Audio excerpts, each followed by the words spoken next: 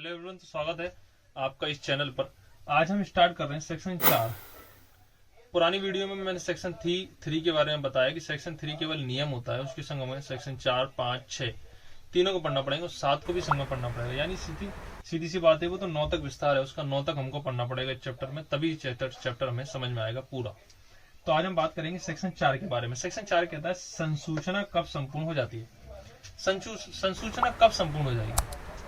तो संसूचना तब संपूर्ण हो जाएगी, प्रस्तावना की संसूचना तब संपूर्ण होती है जब जिससे वह की गई है उसके ज्ञान में आ जाती है। प्रस्तावना की संसूचना तब संपूर्ण हो जाती है जिससे वह की गई है उसके ज्ञान में आ जाती है। तो क्या हो रहा है? ये कहने का मतलब ये है कि ए के द्वारा, इसको एक एग्जांपल से समझो, ए के द्वारा बी को कोई प्रस्ताव दिया गया, क्या आप मेरी कार खरीदना चाहते हैं क्या 5 लाख रुपए में? तो बी ने उसको एक्सेप्ट किया, तब वह वचन बनेगा। लेकिन यहां बोल रहा है वो संसूचना कब संपूर्ण हो जाती है, तो ए के द्वारा बी को कोई कार बेचने का ऑफर दिया गया, तो बी के जब तक वह ज्ञान में आएगा कि हाँ ये कार बिच रही है, तो उसकी अगर वह ज्ञान में आ जाता है तो प्रस्तावना की संसूचना पूर्ण हो जाती है। ये वाली बात हो रही है। बस सीधी सी बात यह है कि आप मान लो ए के द्वारा कोई पोस्ट ऑफिस के माध्यम से कोई पोस्ट भेजी गई कि आप मेरी कार खरीदना चाहते हैं क्या, डाक के द्वारा बी को, और बी के वो है मिल जाती है पोस्ट, यानी उसके ज्ञान में आ जाती है वो वाली बात कि यह कार बिच रही है 5 लाख रुपए में, तो वह संसूचना पूर्ण मानी जाएगी। यानी ऑफर पूर्ण माना जाएगा उस कंडीशन में जब वह बी के ज्ञान में आ जाएगा। तो ये वाली बात का अंतर ये मतलब ये मीन्स ये है। और उसके बारे में बात करें हम, हाँ, तो प्रतिग्रहण की संसूचना, प्रतिग्रहण की संसूचना यानी एक्सेप्टेंस की जो नोटिस है वह कब पूर्ण मानी जाएगी? तो वह तब पूर्ण मानी जाएगी। इसके बारे में 2 पॉइंट दिए गए हैं कि प्रस्तावक के विरुद्ध कब एक्सेप्टेंस की संपूर्ण होना माना जाएगा और प्रतिग्रहता के विरुद्ध कब संपूर्ण माना जाएगा। तो प्रस्तावक के विरुद्ध कब संपूर्ण माना जाएगा, यानी ए के विरुद्ध वह कब संपूर्ण मानी जाएगी, जब वह प्रतिग्रहता की शक्ति के बाहर हो जाए। प्रतिग्रहता की शक्ति के बाहर हो जाए कहने का तात्पर्य ए के विरुद्ध वह तब संपूर्ण हो जाएगी जब बी की शक्ति से बाहर हो जाए। बी की शक्ति से बाहर हो जाए यानी बी ने उसको एक्सेप्ट कर लिया और एक्सेप्ट करने के बाद वह लेटर पोस्ट कर देता है, यानी उसकी शक्ति से बाहर हो गया, वो लेटर पोस्ट कर दिया उसने एक्सेप्टेंस का। ये एक्सेप्टेंस की संसूचना के बारे में बात हो रहा है। एक्सेप्टेंस यानी एक्सेप्ट कर लिया उसने, यानी बी ने जब एक्सेप्ट कर लेगा तो वह उसकी शक्ति से बाहर हो जाएगा और वह कोई लेटर पोस्ट कर देता है। यानी ए को भी तो पता चलना चाहिए कि वो एक्सेप्ट हो गया कि नहीं, तो ए के विरुद्ध वह पूर्ण माना जाएगा जब वह इसकी शक्ति से बाहर हो जाए। और प्रतिग्रहता के विरुद्ध कब संपूर्ण है? प्रतिग्रहता कब विरुद्ध कब संपूर्ण है मतलब एक्सेप्टेंस, मतलब बी के विरुद्ध वह कब संपूर्ण है? इसने जो इसको लेटर भेजा है वह इसको इसके ज्ञान में आ जाना चाहिए, वह इसके नॉलेज में आ गया कि हाँ इसने लेटर भेज दिया, और इसके नॉलेज में आ गया, इसको पता चल गया कि उसको मतलब बी को वह एक्सेप्टेंस कर लिया है उसने ऑफर, तो वह एक जो एक्सेप्टेंस है उसकी संसूचना को पूर्ण माना जाएगा उस कंडीशन में। तो इसको एग्जाम्पल से भी हमने समझा।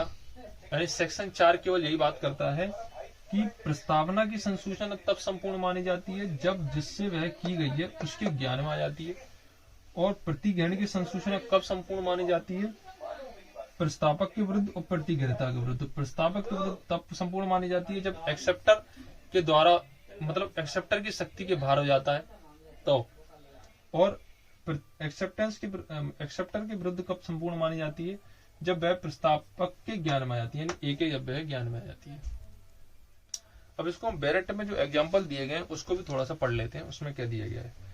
इसमें दिया गया पहला एग्जाम्पल कि ए अमुक कीमत पर बी को गृह बेचने की पत्र द्वारा प्रस्तावना करता है। मतलब गृह बेचने का बी को, मतलब ए के द्वारा अमुक कीमत पर बी को कोई लेटर भेजा गया पोस्ट के माध्यम से, पत्र द्वारा कोई प्रस्तावना करता है। प्रस्तावना की संसूचना तब संपूर्ण हो जाती है जब बी को पत्र प्राप्त हो जाता है, यानी बी को बी को वह पत्र प्राप्त हो जाता है, यानी जिससे वह की गई है उसके ज्ञान में आ जाती है। बात ये आ रही थी ना, तो बी को पत्र प्राप्त हो जाता है तो वह प्रस्तावना पूर्ण मानी जाती है। पहला एग्जांपल ये है। दूसरा एग्जांपल ये कहता है ए को प्रस्तावना का बी डाक से भेजे गए पत्र को प्रतिग्रहण करता है।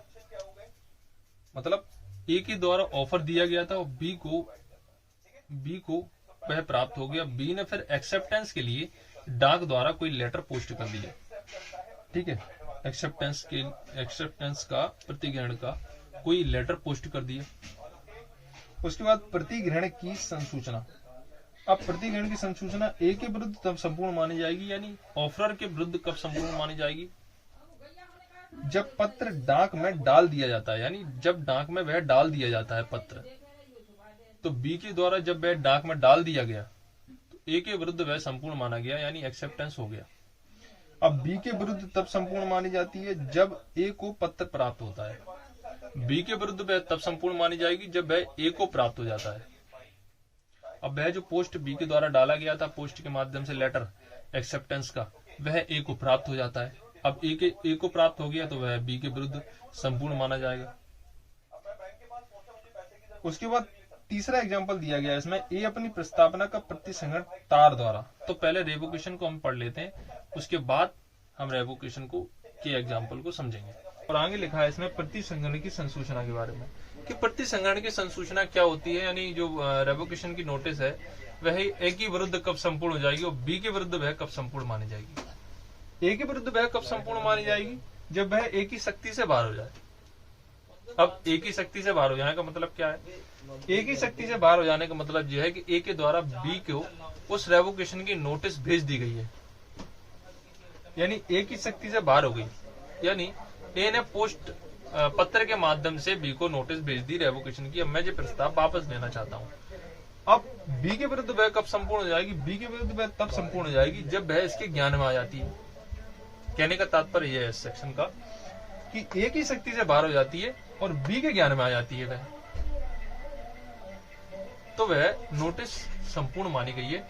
उसका पूर्ण होना इस बैरेक्ट के माध्यम से भी हम समझेंगे और इसमें क्या एग्जाम्पल दिए गए हैं इसको भी देखेंगे। तो इस बैरेक्ट की लैंग्वेज को जब आप पढ़ेंगे, बैरेक्ट की लैंग्वेज कहती है कि उसे करने वाले व्यक्ति के विरुद्ध तब संपूर्ण हो जाती है जब वह उस व्यक्ति के प्रति जिससे प्रतिसंहरण किया गया हो, यानी ए ने बी से प्रतिसंहरण के लिए नोटिस भेजी है, वापस अपने प्रस्ताव को वापस करने की नोटिस भेजी है बी को। इसका तात्पर्य यह है कि व्यक्ति के प्रति जिससे प्रतिसंहरण किया गया हो, इससे किया जा रहा है।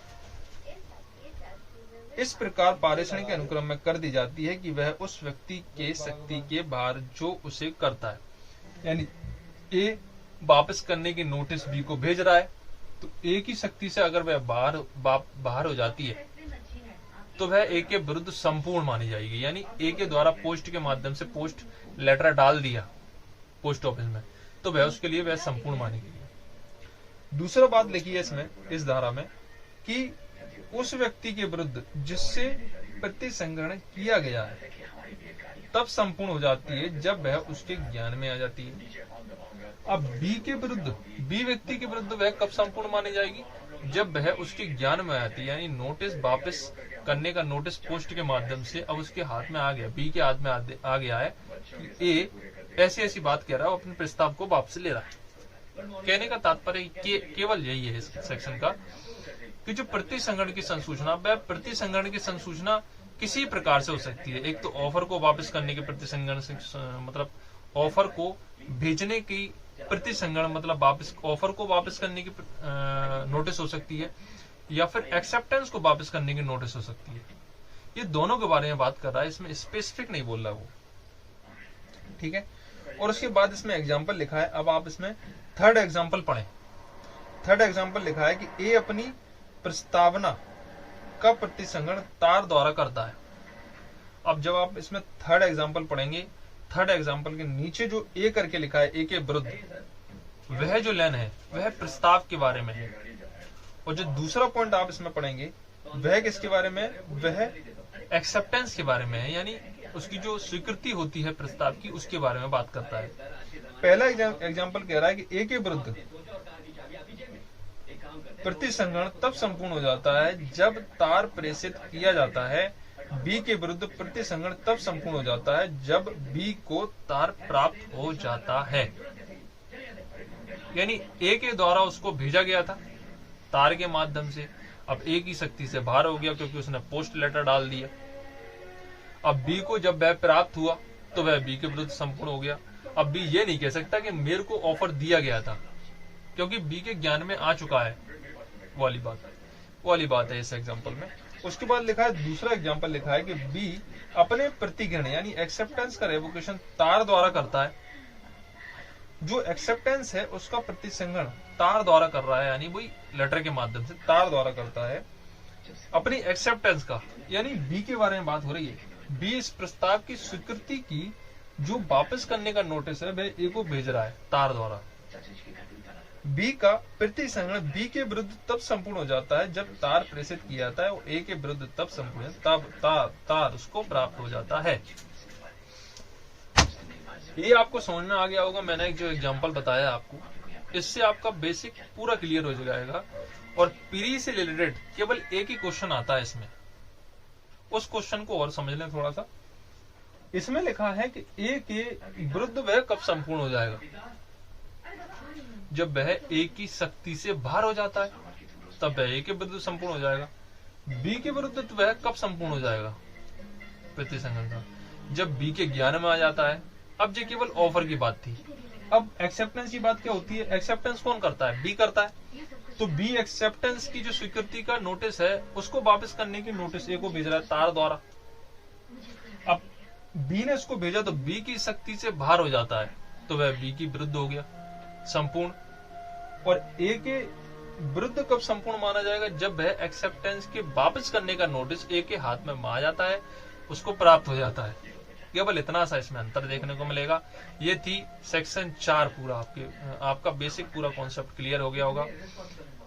अगर वह वीडियो आपको पसंद आती है तो मेरी वीडियो को लाइक करें और शेयर करें, कमेंट करके जरूर बताएं कि यह वीडियो आपको कैसी लगती है, और मेरे चैनल को सब्सक्राइब करें और बेल आइकन को क्लिक करें जिससे आने वाली वीडियो की जानकारी आपको मिल जाए। Thanks for watching my video.